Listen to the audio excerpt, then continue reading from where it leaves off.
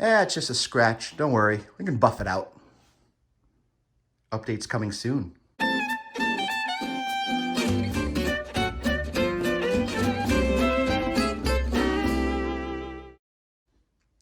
So if you haven't noticed, demo is complete. Check it out. So we've got all the studs that we took out of the existing closet. We're gonna reuse those. Got some nice 10-footers there. We're gonna put these on the floor here for the walls. We're gonna stick build those walls again. And we've got all sorts of drywall trashed. Jasmine's room's a mess, but it's a surgical clean mess, if that makes any sense. And with the exception of this one 5-foot piece that I'm working on getting down, everything is complete. In fact, if you look at the floor, I've already started laying out the closet. So we've got the bottom plate for the wall with that 60-inch opening for those 2 double French doors in place. We've got the rear wall started, as you can see on the base plate there, which is fantastic. And she's gonna have finished wall interior space about 25.5 inches. So that's enough room to get the hangers in and have her stuff hanging up in the closet.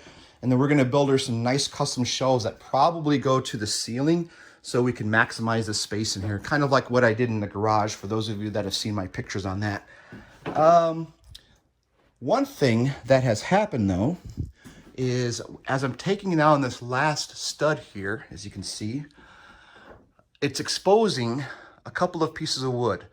We've got a joist right here. That's that middle piece of wood. That is the ceiling joist supporting the drywall. We've got a stud on the right side of that. And then there's one laying flat here that's kind of holding this drywall in. Kind of a crappy design. But I think what happened here, as I mentioned earlier, is that this whole area was an afterthought. So they just added that stuff in so they could put the wall up. So what we are going to do, as soon as I get that one down, I'm going to cut that piece of drywall back to that stud, cut it straight back, and then we'll just have one seam or 2 seams, 2 large seams here. It'll be secured properly onto the normal ceiling joist there. So we're going to do that. Again, you see the electrical wires hanging there. I'm not doing anything with the electrical. I'm just moving them 90 degrees. So I don't even have to cut the power to those. I'm just moving the junction box. And other than that, it's coming along really nice. So we're going to continue on and we will give you another update soon. Well, as you can see by the mess on the floor with this blown in insulation, we went ahead and got this piece of drywall off the ceiling. I put this 2x4 up there to give me a straight edge to cut against. And I actually used my circular saw to cut along the edge of it. I set it to 2 inches deep, which is the 1.5 inches for the 2x4 and then 1/2 inch for the drywall. And it made a bunch of dust everywhere, but we got it out. And I've come to the realization now that I hate blown-in insulation. It's dusty, it gets everywhere. I know why they use it, because it's easier to install. You just blow it in with a machine, but I really just do not like this stuff. And I've been working with it now for the last several weeks. Just to prove you how much I've taken out. 1 bag, 2 bags, 3 bags, 4, 5, 6, 7 bags so far of this nasty stuff.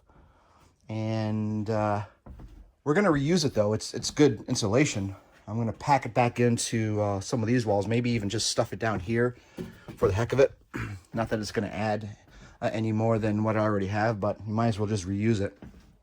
But it's all over me. You can see it on my arms.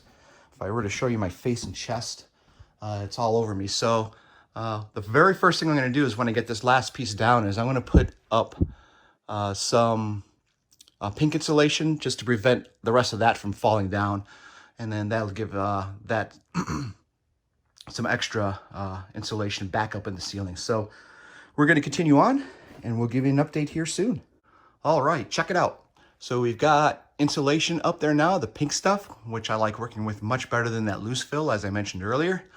And it's preventing any of the loose fill from coming through here. And plus I've got the insulation up there now, which is giving me some good heat resistance. Anyways, we've also cleaned up all of the loose fill insulation off the floor, put it in the bags. We've moved all the bags way back to the end there. I think I said there were 7 bags. We'll reuse that at some point. And now we are at a good spot to continue building these walls up. And we should be good to go. So we'll give you another update soon here. Maybe we'll have some walls built up for you. Until then. Oh my goodness, we have walls up. Check it out. So we've got the back part of the closet all completed. Well, 3/4 of the way completed. I got to get the top portion there done, but it's looking good and it's really starting to form a hallway, as you can see here.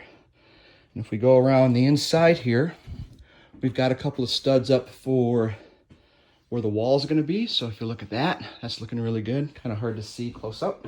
Let's give you this view here. Now you can see it. An opening for the closet, but it's really coming together. It's been about an 11-hour day today, and you can see it's nighttime out, and I'm going to call it quits for the night.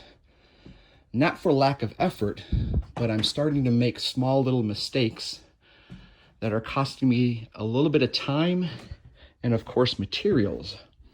And to show you what I mean is I made the top there, as you can see, stop right in the middle there, or just above this stud, which is fine.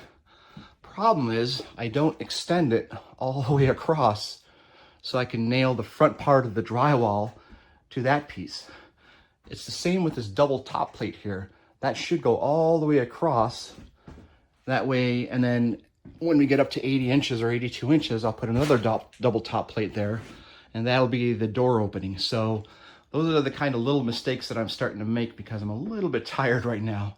And then finally, the other mistake I made is, you see where that drywall strip is there? It's kind of a triangle.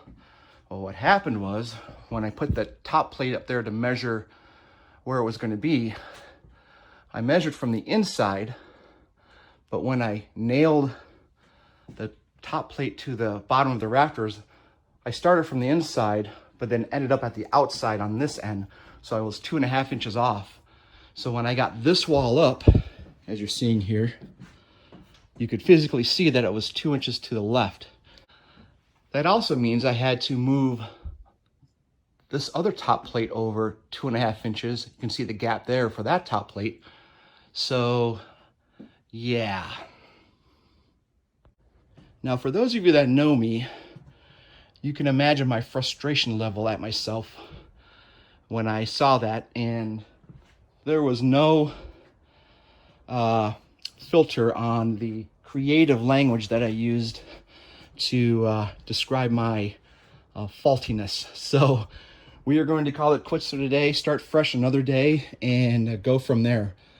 But it is coming along quite nice, and I love the way this hallway is starting to shape up here. So we're going to continue on, and I think we'll call this one a day on update number 20, and we'll move on to update 21. So until then, folks, peace out.